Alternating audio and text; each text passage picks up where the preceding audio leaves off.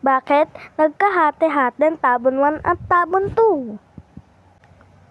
So, noong 2019, tabon 2 to. Ito yan, tabon 2 yung red. Ito, tabon 1.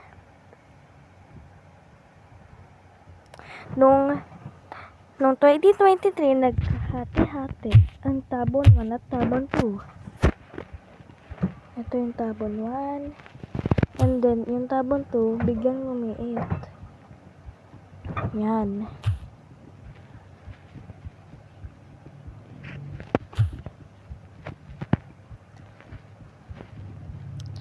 Noong 2024, sinabi ng barangay na ito yung tabon 2 saka yung tabon 1. Bye-bye.